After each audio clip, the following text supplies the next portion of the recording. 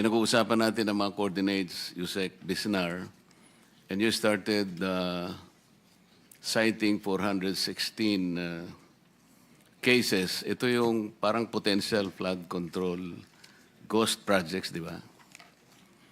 Yes, Your Honor. And then, following the MIPS start and ends, you establish that talagang merong discrepancies sa coordinates. Tama. Actually, lahat.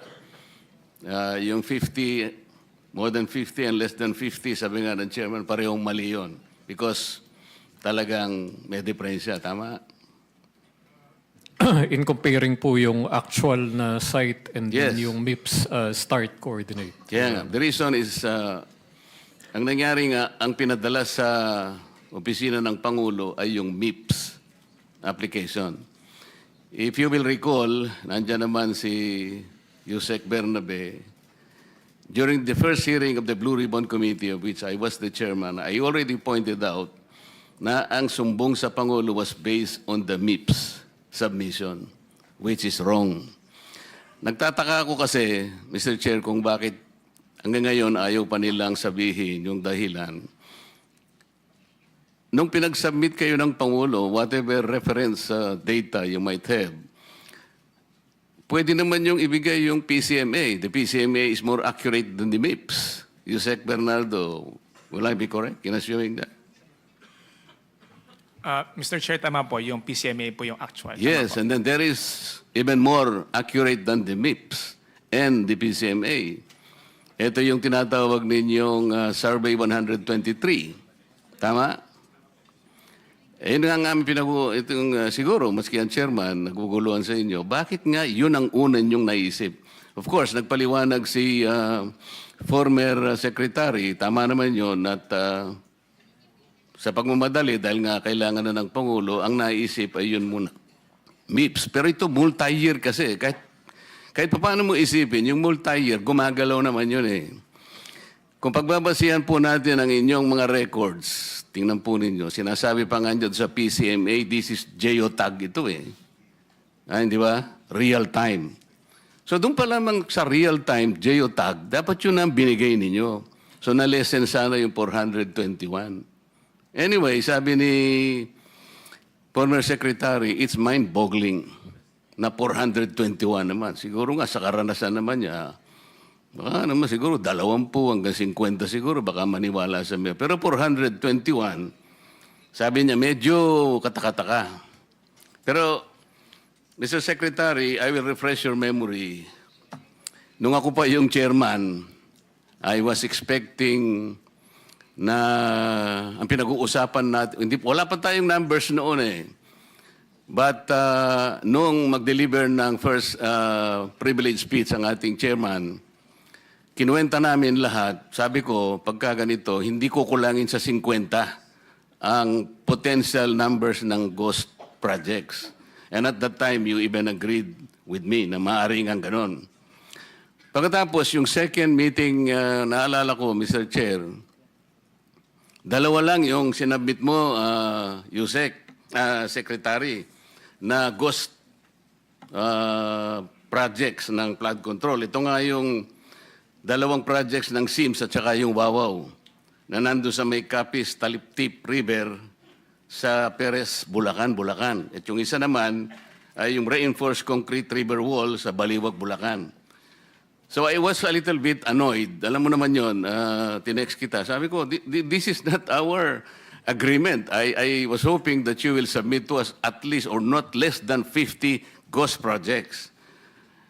And then you will remember that because of that text, you texted me back. Tiningnan ko uli yun. The date is August 30, 2025. And you bear me a list of temporary, ang subject ng text mo, Secretary, Summary of Flood Control Inspection by Implementing Offices. This is August 30, 2025. The total projects na covered by that summary, 2,113.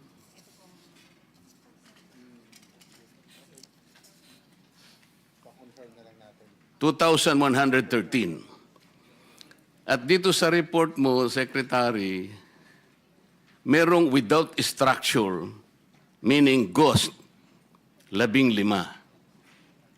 So if out of 2,113 investigated projects, meron kayong nakitang 15 without structure, meaning ghost, 30,000 mahigit lahat ang projects ng flood control, then we can compute by ratio and proportion 2,113 over 15 multiplied by 30,000 by X. Ano man ito? So lilitaw dito, Secretary, the potential ghost projects out of the universe of 30,000 projects, pwedeng maging 230 ang costs. Hindi 421. Yung 200, dito sa kwenta natin, it's possible. Is my logic valid? Yusek Bisnar? Yes, Your Honor. Akala ko kukontra ka eh. Yun nga eh. Bakit hanggang ngayon ay sinusundan nyo yung MIPS? Hindi kayo kagad kumurba kagad eh. Nakita nyo, merong PCMA, merong Survey 123, but pinilit pa ninyong gaygayin lahat using the MIPS. Alam na ninyo, from the beginning, I told you it was wrong already. Bakit ngayon, pinipilit nyo pa, ngayon pa lang kayo kukurba? Sabi nga ni Senator Montevero, so di ulitin nyo naman lahat ito. Ang public na naman, magtatagal na naman tayo. Bakit hindi nyo kagad ikinurba yung pagsusuri ninyo? Your Honor, nung nagpakuha po tayo ng coordinates for the inspection ng AFP-PNP, dated September 9, 2025, pinakuha na po natin yung coordinates from both MIPS and PCMA. And ito yung ibinigay natin sa AFP-PNP. Ang ano lang po doon is hindi lahat po ng projects ay merong both MIPS and PCMA infrastructure. Kung ano po yung available ay ibinigay po natin. Di po ganoon, Yusek. Kasi nga, sabi ko nga kay Yusek Bernabe kanina, yung MIPS kasi, very preliminary yun. Pag NEP lang, para lang magkaroon kayo ng NEP, tsaka address pa lang yun eh. Lilitaw, gagalaw na yan pag PCMA na yan. Hanggang sa mapino na ninyo, lilitaw na sa Survey 100, lilitaw na medyo okay na yung coordinates nyo. Kaya lang, MIPS palagi ang ginagamit mo, kaya tingnan mo, yung coordinates mo ang baba lang, 2 kilometers. I will give you at least 14 samples of wrong coordinates. All over. Ako, nakakuha ko. Hindi 2 kilometers ang variance. Eh. Alam mo yung variance na nakuha namin is from 67 kilometers to 400 kilometers. Kasi ang ginagamit mo is MIPS. That is why at the very beginning, I was telling the DPWH, it is wrong to start from the MIPS. Mamamislead lahat ng mga tao. So, yun ang naging problema natin. I am happy that the chairman already encouraged the DOJ na kunin nyo na yung nakadetain sa Senate. Marami pa raw kaming nakadetain dito para lumugluwag yung aming detention area. Yung ba yung tawag natin, boss? Senate Airbnb ata ang tawag natin dun eh. O para lumuwag-luwag naman yun, sabi ng DOJ, opo, kukunin namin. Talaga, kukunin nyo? Yes, Mr. Chair. Thank you. Sabi pa nga ng chairman natin, narinig ko kanina, Mr. Diskaya, kayo lahat na makipag-usap na kayo, baka sakaling mag-qualify kayo sa Witness Protection Program. Tama naman yun. Ang problema, Prosecutor Padulyon, ini-insist mo kasi yung restitution kaya tayo nagkakaroon ng problema. Will you still insist on that? Sir, we never mentioned that restitution is a condition. Paulit-ulit po namin sinasabi yon, Mr. Chair, na hindi po siya kondisyon para ang isang tao ay matanggap o makonsidera bilang isang witness under the Witness Protection Tapos na Program. tayo dyan. Tapos na tayo dyan. Ang Kaya nga naging po, sinasagot ko po problema- kayo na hindi ko po namin sinasabi. Wala po kami sinasabi na restitution is a condition. So I'm not insisting on it, sir. Hindi mo sinasabi ngayon, but when you were talking about a memorandum, yun ang sinasabi mo, there, pwede naming ilagay yung restitution because it is a matter of good public policy. Ano namang klaseng... Kaya nga nahihirapan sila eh. Yung Diskaya, to my mind, were the first to apply under the Witness Protection Program. Ang problema, ang sabi ng then Secretary of Justice, now Ombudsman, ay hindi naman basta-basta ganun. Kinakailangan isaulin ninyo yung ininakaw ninyo. Ang problema po doon, kung wala namang wala namang korte pa pong nagsasabi kung talagang sila ay nagnakaw o nakapagnakaw, sino pong magkukwenta nun? Tapos ano yung in-explain ninyo under a certain paragraph of the law, merong memorandum na kung saan magkukomply sila doon, doon yung pinipilit yung restitution. And I think some of the potential witnesses that can be processed under that program, nagsipagbigay na ng kung ano-ano eh. Is that the truth? Only those who have been admitted into the program actually returned or made the restitution, sir. Why did they do that? They did that because it was their own initiative or you required them to do that? It was an agreement between the Department of Justice through the Secretary of Justice, sir, and the witness applicant po. That is the problem. The agreement is based not on the provision of the WPP. Sabi kung sinasabi ng WPP, it cannot be a condition. Kahit nasa memorandum, huwag mo ipipilit. Hindi po pwede yun eh. Kaya sinabi ko sa iyo earlier, and I think I should tell it again to you, sabi nating mga abogado, the spring cannot rise higher than its source. The law itself is the source. Ang spring, yung memorandum mo.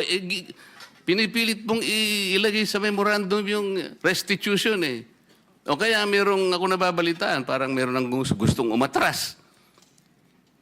Magkano ibibigay? At kanino ibibigay? Sino mag-a-account nun? Sino nagsabi nun na kung mangongolekta kayo sa DOJ? Di ba abuse of discretion yun, Mr. Padulyon? No, it is not, sir. What is it? It is not abuse of discretion. What The is it? parties, if I may be allowed to answer, Yes, sir. what is it? Yes, sir.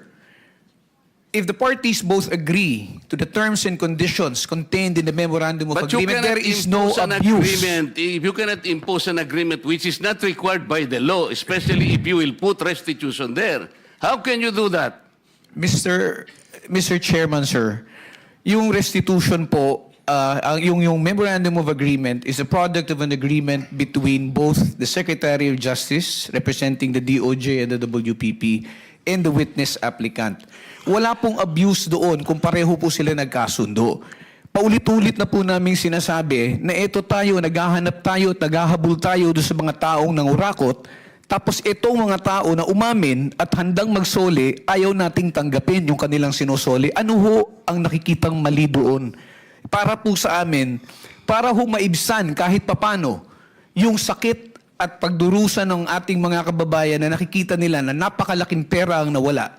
Ano ho ba yung maibalik natin yung kaunti? And remember, Mr. Chair, if I may... Do not preach to the choir. No, I'm not preaching, Sandali Mr. sandali lang. Ang pinag-uusapan natin, these people are supposed to be potential witnesses for the state. Kailangan tulungan natin ang Estado para ma-prosecute kung sino-sino ang dapat managot. Kaya nga natin sila ilalagda. Mahirap ang gagawin nila. Malalagay sa alangin ang buhay nila. Kaya nga yung witness protection is for them. Sa title na title lang, makikita mo, witness protection in interest para sa kanila yon.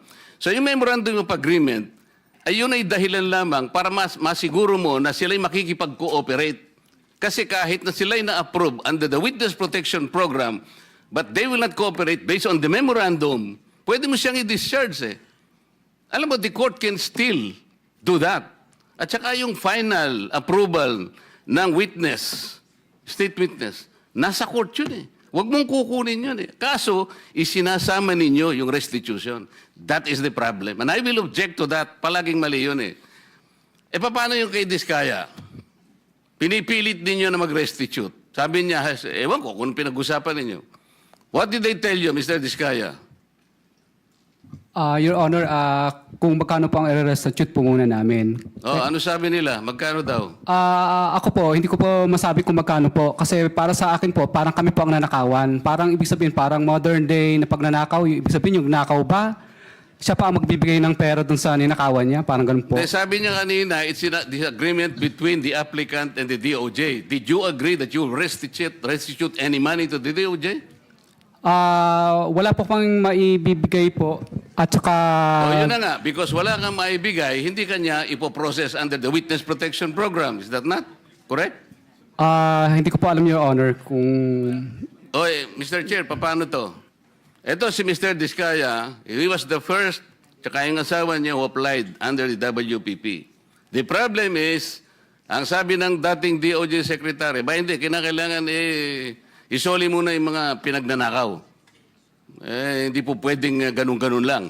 Paano ngayon siya mapuprocess if that was dangled? Paano siya mapuprocess to begin with? May I be allowed to respond now, Mr. Chair? PG, Padilla. Thank you, sir. Sir, Mr. Chair, una, sabihin ko lamang po na kasinungalingan po yung sinasabi ni Mr. Diskaya na agad-agad silang sinabihan na magsoli ka.